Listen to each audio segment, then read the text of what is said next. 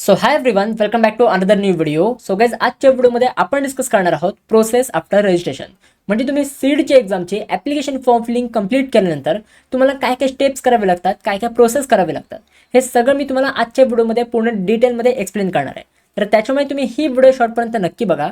As वेल age तुम्ही आपल्या Telegram ग्रुपचं नक्की जॉईन करून ठेवा. आणखी ह्या टेलिग्राम ग्रुपवर पण मी तुम्हाला भरपूर काही इम्पॉर्टंट अपडेट्स आणि नोटिफिकेशन्स प्रोव्हाइड करत असतो. तर त्याच्यामुळे तुम्ही हा टेलिग्राम ग्रुप नक्की जॉईन करा.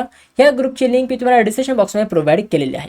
आता सगळ्यात पहिले आपली स्टेप नंबर 1 आहे आपली ॲप्लिकेशन फॉर्म फिलिंग. आता तुम्ही सगळ्यांनी ॲप्लिकेशन फॉर्म फिलअप केला असेलच, बट जर अजूनपर्यंत कोणी ॲप्लिकेशन फॉर्म फिलअप नसेल केला तर 12 फेब्रुवारीपर्यंत ही तुमची लास्ट डेट आहे. तर तुम्ही ॲप्लिकेशन फॉर्म लवकरात लवकर फिलअप करून घ्या. ही डेट मे बी पुढे एक्सटेंड होऊ शकते, बट अजूनपर्यंत काही पण ऑफिशियली कन्फर्म नाही आहे. तर डेट एक्सटेंड होईल ह्याच्यामध्ये तुम्ही राहू नका. आत्ता लवकरात लवकर ॲप्लिकेशन फॉर्म फिलअप करून घ्या. ॲप्लिकेशन फॉर्म सिंपल कसा फिलअप करायचा आहे ह्याच्यावर मी तुम्हाला एक डिटेल ट्युटोरियल व्हिडिओ प्रोव्हाइड केलेली आहे. तर त्या व्हिडिओची लिंकसुद्धा मी तुम्हाला डिस्क्रिप्शन बॉक्समध्ये प्रोव्हाइड करेन. तर त्या लिंकवर क्लिक करून तुम्ही ती ट्युटोरियल व्हिडिओ बघून तुम्ही ॲप्लिकेशन फॉर्म फिलअप करू शकता. तर ही झाली आपली स्टेप नंबर 1. आता स्टेप नंबर 2 आहे आपली करेक्शन विंडो. बघा, दरवर्षी सीड सेल आपल्याला एक करेक्शन विंडो प्रोव्हाइड करत असतं आणि ह्या करेक्शन विंडोमध्ये तुम्ही लिमिटेड डिटेल्स करेक्ट करू शकता. जे पण तुमचे इम्पॉर्टंट डिटेल्स आहेत हे तुम्ही करेक्ट करू शकता. आता ही करेक्शन विंडो नक्की कधी ओपन होणार ह्याचे काय ऑफिशियल डेट्स तर अजून दिलेले नाही आहेत. बट मोस्टली जेव्हा तुमची ॲप्लिकेशन फॉर्म फिलिंग कंप्लीट होते त्याच्या 10-15 दिवसांनंतर तुमची करेक्शन विंडो ओपन होत असते. तर त्याच्यामुळे करेक्शन विंडोमध्ये तुम्ही जे पण तुमचे डिटेल्स आहेत, जर तुमचे काही मिस्टेक झाले असतील हे तुम्ही एडिट करू शकता. आणि स्टेप नंबर 3 आहे तुमचं ॲडमिट कार्ड.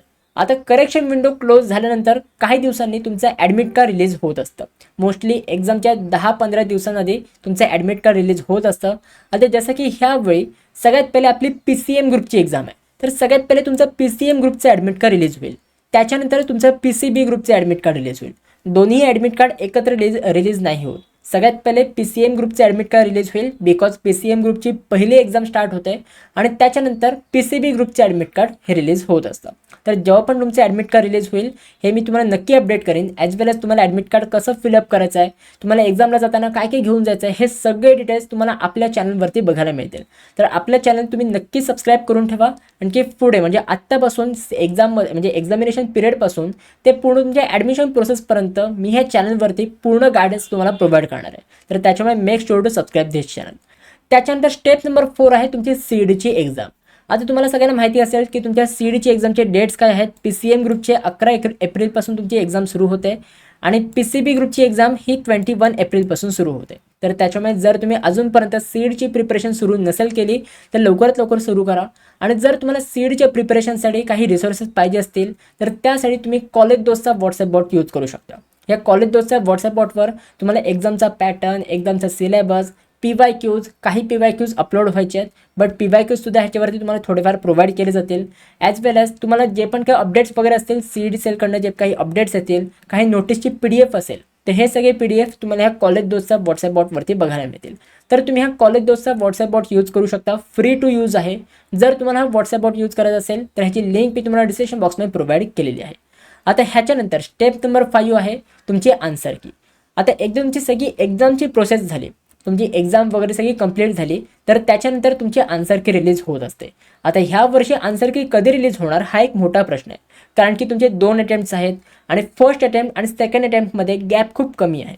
तर त्याच्यामुळे मोस्टली सगळ्यात पहिले फर्स्ट अटेम्प्ट झाल्यानंतर तुमची आन्सर की रिलीज होऊ शकते.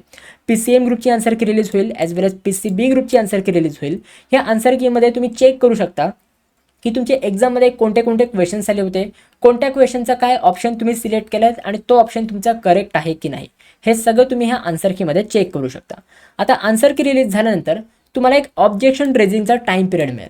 आता ऑब्जेक्शन रेझिंग म्हणजे काय की तुम्ही आन्सर कीमध्ये जेव्हा तुम्ही चेक करता की तुम्हाला सीडच्या एक्झामला कोणते क्वेश्चन्स आले होते, तर त्याच्यामध्ये जर तुम्हाला असा कुठला क्वेश्चन सापडला जो की सीड सेलकडनं रॉंग झालेला आहे, तर त्या क्वेश्चनवर तुम्ही चॅलेंज करू शकता, तुम्ही ऑब्जेक्शन रेज करू शकता.